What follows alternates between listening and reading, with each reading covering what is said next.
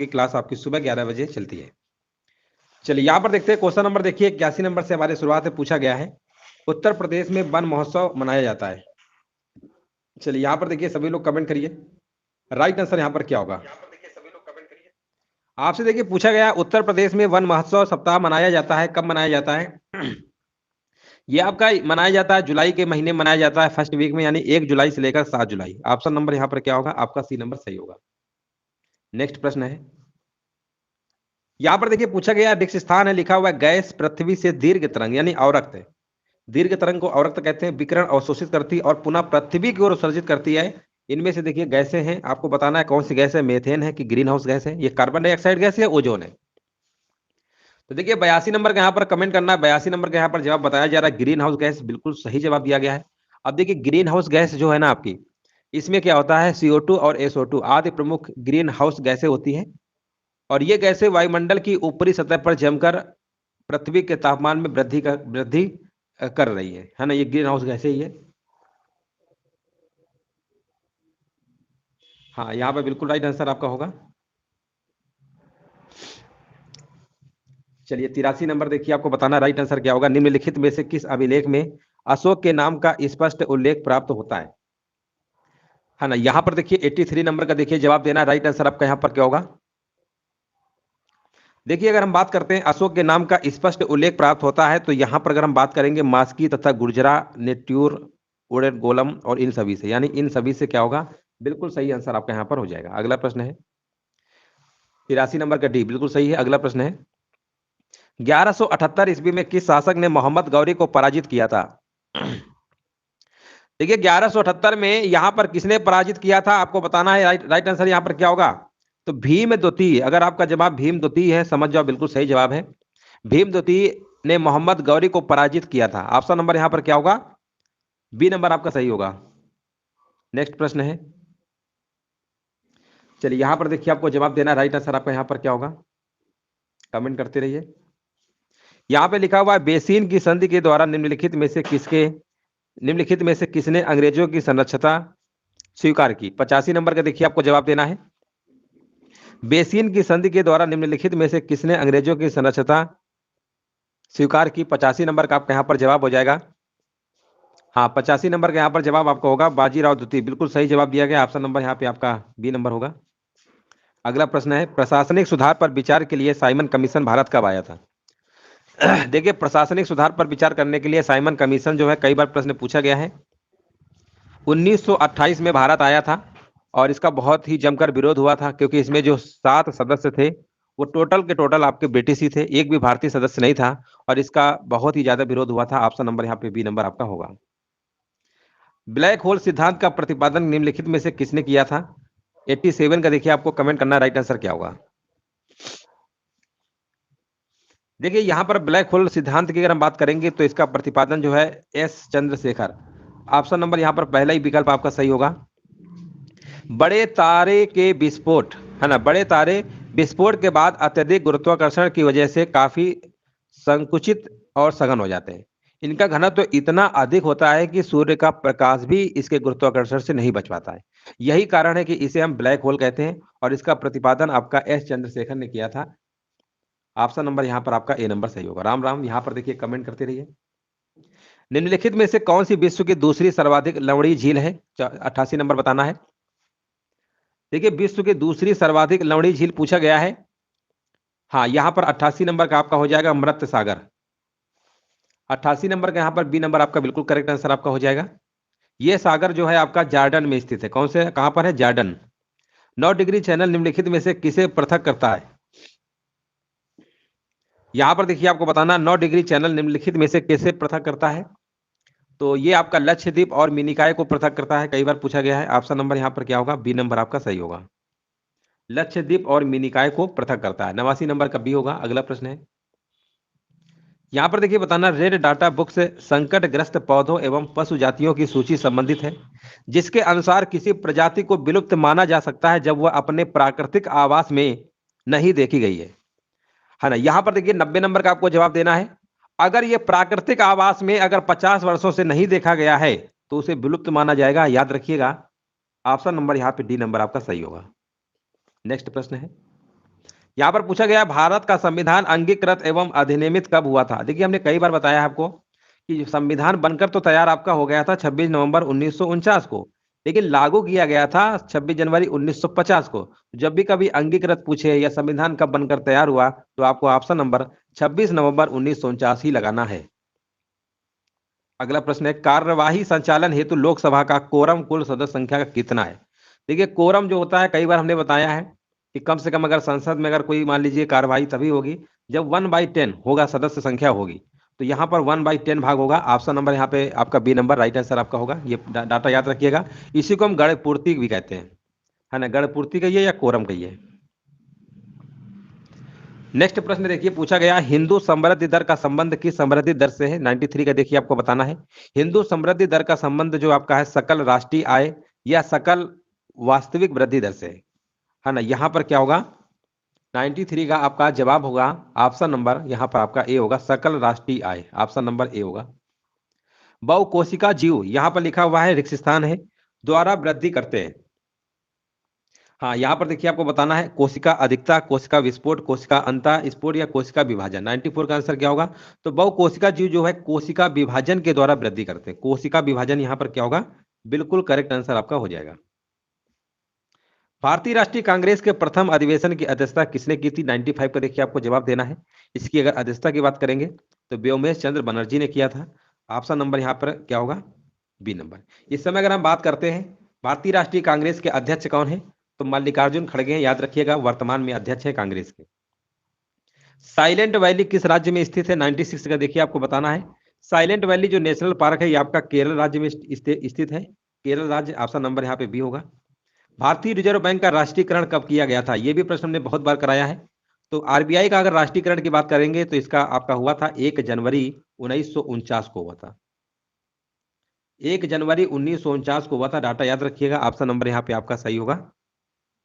Option number यहाँ पे सही होगा आपका बी नंबर। अगर हम बात करते हैं आरबीआई की स्थापना कब हुई थी, तो स्थापना दोस्तों याद रखिएगा, स्थापना की बात करेंगे 1 अप्रैल 1935 को हुई थी। स्थापना आपकी 1935 को हुई थी, राष्ट्रीयकरण आपका 1949 को हुआ था। नेक्स्ट प्रश्न है, आकाश का रंग नीला किसके कारण दिखाई देता है। कई बार करा चुके हैं। आकाश को जो रंग होता है ना नीला, ये आपका प्रकाश के प्रकीर्णन के कारण होता है, यानी प्रकाश का बिखराव कहिए या प्रकीर्णन कहिए, बात एक ही है। तो ऑप्शन नंबर यहाँ पे क्या होगा, सी नंबर राइट आंसर आपका हो जाएगा। अगला प्रश्न है, किस दिन पृथ्वी सूर्य से निकटतम दूरी पर होती है। ये जो प्रश्न कराने जा रहे हैं 99, ये भी हमने कई बार कराया है। देखिए निकटतम दूरी जब होती है ना, उसे हम क्या कहते हैं, उसे हम उपसौर कहते हैं। उपसौर कहते हैं, आपने नाम सुना होगा उपसौर। एक आपने नाम और सुना होगा अपसौर। एक आपने नाम और सुना होगा अपसौर। दोनों में देखिए डिफरेंस क्या है। देखिए जब निकटतम दूरी की बात होगी, ये घटना अभी घटती है 3 जनवरी को। 3 जनवरी को घटना घटती है जब पृथ्वी सूर्य से निकटतम दूरी होती है, उसी को हम उपसौर कहते हैं। और दोस्तों याद रखिएगा 4 जुलाई को क्या होता है, अपसौर घटना होती है। अपसौर क्या होता है, 4 जुलाई को पृथ्वी सूर्य से अधिकतम दूरी पर होती है, इसको हम अपसौर नाम दिया है। ऑप्शन नंबर यहाँ पर क्या होगा, अपसौर पूछेगा तो 4 जुलाई और उपसौर पूछेगा तो 3 जनवरी। और उपसौर में निकटतम दूरी, अधिकतम दूरी आपका अपसौर में होती है। शक संवत किसने प्रारंभ किया था, 100 नंबर में आपको बताना है। तो देखिए कुषाण शासक आपके हैं कनिष्क, है ना। चौथी बौद्ध संगीत भी आपकी कनिष्क के शासनकाल में हुई थी। और 78 ईस्वी में अपना राजरोहण किया था। तो यहाँ पर आपका कनिष्क हो जाएगा। ऑप्शन नंबर यहाँ पर 100 नंबर का आपका ए नंबर सही होगा। अगला प्रश्न है, काफी पौधे के किस भाग से प्राप्त होती है। ये भी कई बार कराया है। तो ये आपका बीज से प्राप्त होती है, 101 नंबर का सी होगा। ग्रैमी पुरस्कार किस क्षेत्र में दिया जाता है, ये भी प्रश्न कई बार करा चुके हैं, संगीत के क्षेत्र में दिया जाता है। ऑप्शन नंबर यहाँ पर आपका ए नंबर होगा। प्रधानमंत्री फसल बीमा योजना कब प्रारंभ हुई, 103 नंबर बताना है। तो इसकी जो प्रारंभ आपकी हुई थी 13 जनवरी 2016 को प्रारंभ हुआ था। ठीक है, याद रखिएगा प्रधानमंत्री फसल बीमा योजना जो है 13 जनवरी 2016 को प्रारंभ हुई थी। इस योजना का मुख्य उद्देश्य यही था, अत्यंत कम मूल्य पर किसानों को फसल बीमा उपलब्ध कराना। मनसबदारी प्रणाली निम्न में से किसने प्रारंभ किया था। मनसबदारी अगर हम प्रथा की बात करते हैं, प्रणाली की बात करते हैं, तो ये अकबर ने शुरू किया था। और अकबर यहाँ पर ऑप्शन नंबर बी होगा। प्रश्न ये भी पूछ लिया जाता है कि मुगल काल में जो आपके मुगल वंश थे, इनमें से पढ़ा लिखा कौन नहीं था, अनपढ़ कौन था। तो अनपढ़ जब पूछेगा तो आपको अकबर ही लगाना है। अगला प्रश्न है, किस संविधान संशोधन के द्वारा मतदान करने की आयु सीमा 21 वर्ष से 18 वर्ष कर दी गई। इससे देखिए दो प्रश्न बनते हैं। एक प्रश्न तो बनता है यहाँ पर संविधान संशोधन पूछा गया है तो 61वां संविधान संशोधन है। एक प्रश्न इसमें आपका और बनता है कि ये 61वां संविधान संशोधन अधिनियम कब आया था, तो 1989 में आया था। तो एक प्रश्न ये भी याद रखिएगा 1989 में। कई बार यही पूछ लिया गया है कि 61वां संविधान संशोधन जो है 21 से 18 कर दिया गया, किस वर्ष किया गया था, तो 1989। ठीक है ना, ये भी आपको याद रखना है। साइमन कमीशन किस वर्ष भारत आया था, रिपीट हो गया है, अभी हमने बताया था 1928 में आया था। ऑप्शन नंबर यहाँ पर क्या होगा, ए नंबर सही होगा। अगला प्रश्न है, निम्नलिखित में से कौन सी नदी भ्रंश घाटी से होकर बहती है। अगर हम भ्रंश घाटी की बात करेंगे तो कौन सी नदी है आपको बताना है। देखिए यहाँ पर एक प्रश्न और बनता है आपका, अभी हम आपको बता रहे हैं, है ना, बहुत बार पेपर में पूछा जा रहा है, काफी लोगों को कंफ्यूजन भी होता है। देखिए ये तो नर्मदा होगा, है ना, नर्मदा होगा, ऑप्शन नंबर यहाँ पे बी होगा। नर्मदा नदी बिंद एवं सतपुड़ा पर्वत के बीच भ्रंश घाटी से होकर बहती है और इसका उद्गम जो है अमरकंटक से होता है, याद रखिएगा। एक प्रश्न देखिए इसमें पूछा जाता है कि दक्षिण भारत की गंगा, दक्षिण भारत गंगा किस नदी को कहते हैं, तो कावेरी कहते हैं, कावेरी को कहते हैं। दक्षिण भारत यहाँ लिख दे रहे हैं, दक्षिण भारत की गंगा, दक्षिण भारत की गंगा। गोदावरी को कहते हैं दक्षिण गंगा।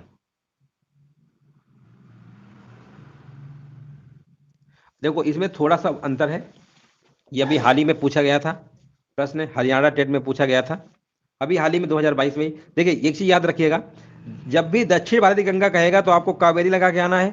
अगर दक्षिण गंगा कहेगा तो आपको लगा के आना गोदावरी। अगर दक्षिण भारत नहीं लगाएगा, कहेगा बताइए दक्षिण गंगा किस नदी को कहते हैं, तो गोदावरी लगा दीजिएगा।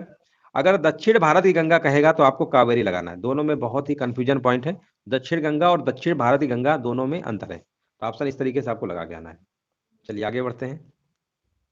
एक एथलीट को निम्नलिखित में से किससे जल्दी एवं अधिक ऊर्जा प्राप्त होती है।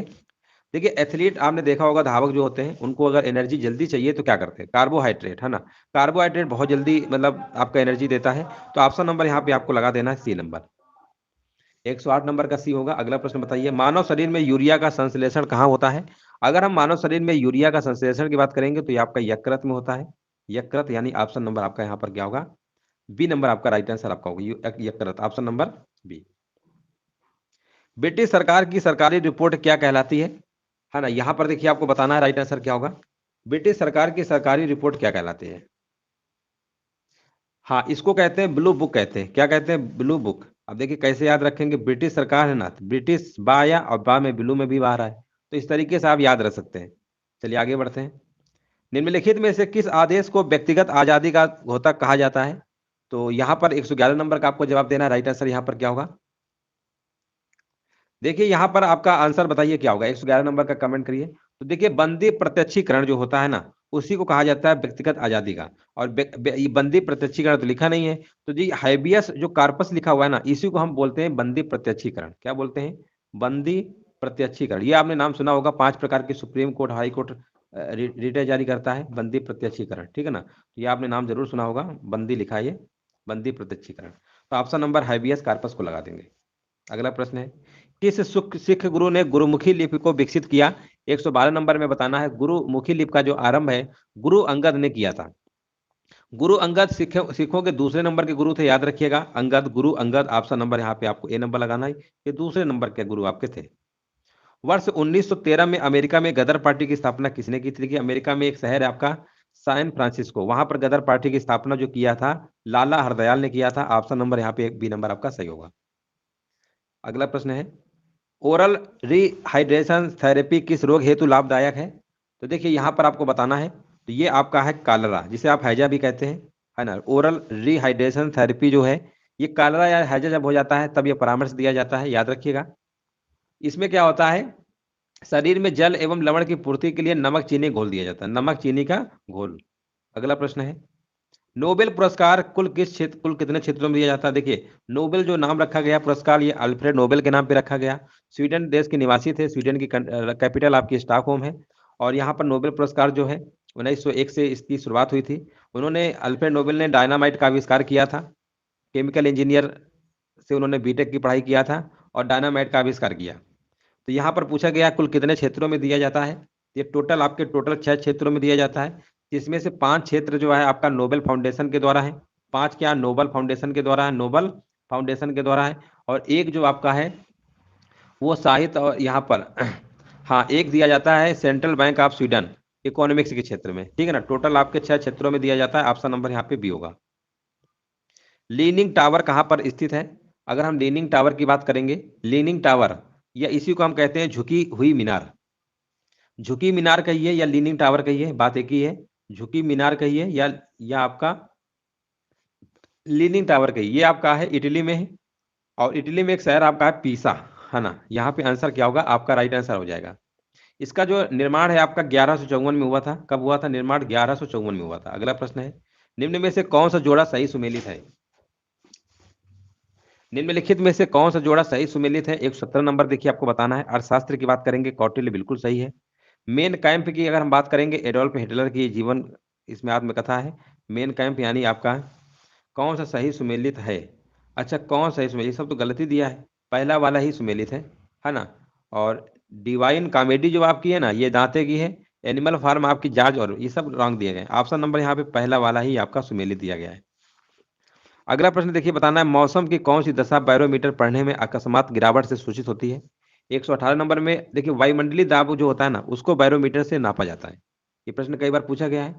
याद रखिएगा, बैरोमीटर का जब पाठ्यांक जब एकाएक नीचे गिरता है, यानी अकस्मात नीचे गिरता है, तो तूफान आने की संभावना होती है। अब बैरोमीटर का पाठ्यांक जब धीरे धीरे नीचे गिरेगा, तो वर्षा होने की। देखिए, धीरे धीरे नीचे गिरना और एकदम से गिरने में अंतर है। जब धीरे धीरे गिरेगा तो बारिश होगी, और एकदम से गिरेगा तो क्या होगा? तूफान आएगा। तूफान एकदम से आता है, और जब बारिश होती है ना, तो धीरे धीरे होती है, फिर एकदम से होने लगती है। इस तरीके से आप याद रख सकते हैं। और जब बैरोमीटर का पाठ्यांक धीरे धीरे अगर ऊपर चढ़ेगा, तो मौसम साफ रहने की संभावना होती है। साफ रहने की संभावना रहती है, तो आंसर आपका यहाँ पर क्या होगा? 118 नंबर का बिल्कुल सही जवाब दिया गया है, आपका तूफानी मौसम होगा। अगला प्रश्न है, हाँ, इसमें देखिए, विश्व मौसम विज्ञान दिवस कब मनाया जाता है? कमेंट में जरूर बताइएगा, विश्व मौसम विज्ञान दिवस कब मनाया जाता है? 119 नंबर बताइए, यहाँ पे आंसर क्या होगा? जो प्रश्न पूछा है उसका कमेंट में आंसर जरूर दीजिएगा, कब मनाया जाता है। निम्नलिखित में से कौन सा शब्द रेशम के कीड़े के वाणिज्यिक पालन को संदर्भित करता है? 119 नंबर। तो यहाँ पर रेशम का है तो सेरीकल्चर हो जाएगा। ऑप्शन नंबर यहाँ पे क्या होगा? बी नंबर सही होगा। थायराइड ग्रंथि के सामान्य कामकाज के लिए निम्नलिखित पोषक तत्वों में से कौन सा आवश्यक है? 120 नंबर। थायराइड ग्रंथि के सामान्य कामकाज के लिए अगर हम बात करेंगे, तो यहाँ पर आपका पोषक तत्व जो है आयोडीन आपका है। ऑप्शन नंबर यहाँ पर क्या होगा? आयोडीन की कमी से घेंगा रोग हो जाता है, ये भी आपको याद होना चाहिए।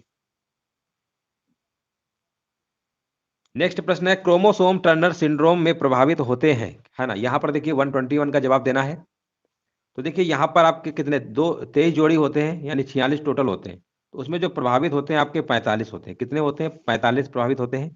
ऑप्शन नंबर यहाँ पे आपका डी नंबर राइट आंसर आपका यहाँ पर होगा। 23 जोड़े कहिए या 46 कहिए, क्रोमोसोम्स यानी जिसको आप हिंदी में कहते हैं गुणसूत्र। हाँ, पुरुषों में XY गुणसूत्र पाए जाते हैं, और महिलाओं में XX गुणसूत्र होते हैं। अगला प्रश्न है 122 नंबर, लिखा हुआ है, पारद मिश्रण या अमलगम कहलाने के लिए किसी मिश्र धातु से निम्नलिखित में से किसका होना आवश्यक है? 122 नंबर में देखिए आपको बताना है। तो देखिए, यहाँ पर मरकरी यानी पारा, जिसे आप पारा कहते हैं, मरकरी कहते हैं, इसका फार्मूला होता है Hg। ये होना अति आवश्यक है, जरूरी है। ऑप्शन नंबर यहाँ पे डी होगा। अगला प्रश्न है, यहाँ पर देखिए आपको बताना, नेक्स्ट प्रश्न है, ऐसा उर्वरक जो 2 या 2 से अधिक प्राथमिक पोषक तत्वों की आपूर्ति करता है, वो क्या कहलाता है? देखिए, ऐसा उर्वरक जो 2 या 2 से अधिक प्राथमिक पोषक तत्वों की आपूर्ति करता है, उसे हम मिश्रित कहेंगे, मिश्रित उर्वरक। ऑप्शन नंबर यहाँ पर क्या होगा? डी नंबर सही होगा। सिंपल प्रश्न था। भारतीय संविधान में न्यायिक पुनरावलोकन का प्रावधान किस देश के संविधान से लिया गया है? ये भी प्रश्न हमने कई बार कराया है। ये अमेरिका के संविधान से लिया गया है। ऑप्शन नंबर यहाँ पे अमेरिका के संविधान से आपका मौलिक अधिकार भी लिया गया है, जो आप भाग नंबर 3 में पढ़ते हैं, और 12 नंबर से लेकर 35 नंबर तक अनुच्छेद के बारे में बताया गया मौलिक अधिकार, ये सब अमेरिका से ही लिए गए। चलिए आगे बढ़ते हैं। कोई व्यक्ति भारत के राष्ट्रपति के पद पर कितनी बार चुना जा सकता है? देखिए, अगर हम बात करते हैं राष्ट्रपति पद की बात करते हैं, तो पुनः दोबारा भी निर्वाचित होने के लिए योग्य है। और यहाँ पर अगर हम बात करें, तो कोई ऐसी सीमा नहीं है कि एक ही बार बनोगे कि 2 बार बनोगे, ऐसा कुछ नहीं है ना। इस तरीके से आपकी इसमें कोई भी ऐसा बाउंडेशन नहीं है। अगला प्रश्न है, 17 दिसंबर 1927 को जॉन सैंडर्स की हत्या किसके द्वारा की गई थी? देखिए, जॉन सैंडर्स की हत्या आपकी जो है भगत सिंह और उनके साथियों ने कर दिया था। तो सैंडर्स जो था लाहौर का पुलिस अधिकारी था, है ना। इन्होंने बहुत अत्याचार किया था, और हमारे जो क्रांतिकारी नेता थे भगत सिंह, उन्होंने इसकी हत्या कर दी थी। तो भगत सिंह यहाँ पे आपको आंसर लगा देना है। सरदार वल्लभ भाई पटेल यहाँ पर लिखा हुआ है के अग्रणी थे, किसके अग्रणी थे? 127 नंबर बताना है। तो देखिए सरदार वल्लभ भाई पटेल बारदोली सत्याग्रह 1928 के अग्रणी नेता थे। बारदोली सत्याग्रह, है ना, सरदार की उपाधि बारदोली की महिलाओं ने ही दिया था। ये भी प्रश्न आपके एक बार पूछा गया था। देखिए यहाँ पर हुआ क्या था, ये पहले हम आपको थोड़ा सा बता देते हैं बारदोली सत्याग्रह क्या था। इसमें क्या था कि ये आंदोलन जो है गुजरात में कपास के दामों में भारी गिरावट और राजस्व दर में 30% की वृद्धि के विरोध में हुआ था।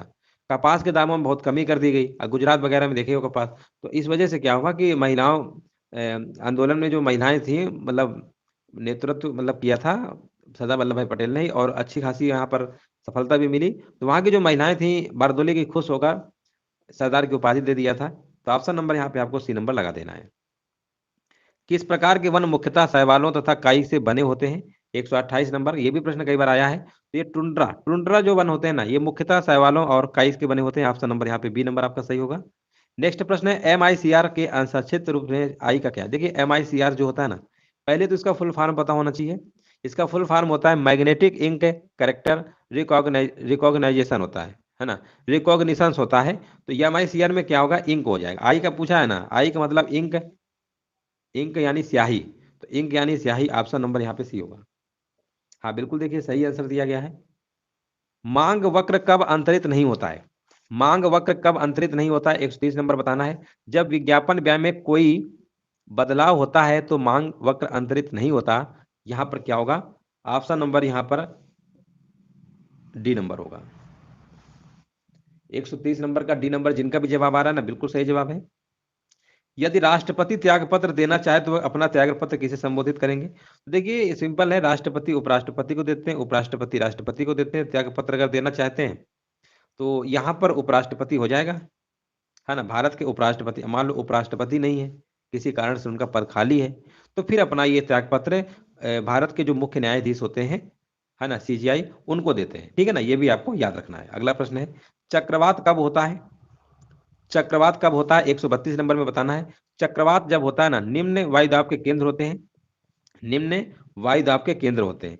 तो यहाँ पर आपका 132 नंबर का यहाँ पर क्या होना चाहिए? 132 नंबर का आपका होगा जब केंद्र में निम्न दाब और चारों ओर उच्च दाब होता है तभी आपका चक्रवात होता है। ऑप्शन नंबर यहाँ पर आपका ए नंबर बिल्कुल करेक्ट आंसर आपका यहाँ पर होगा। अगला प्रश्न है अंतरराष्ट्रीय साक्षरता दिवस प्रतिवर्ष निम्नलिखित में से किस दिन मनाया जाता है? अंतरराष्ट्रीय अगर हम साक्षरता दिवस की बात करेंगे तो 8 सितंबर को मनाया जाता है।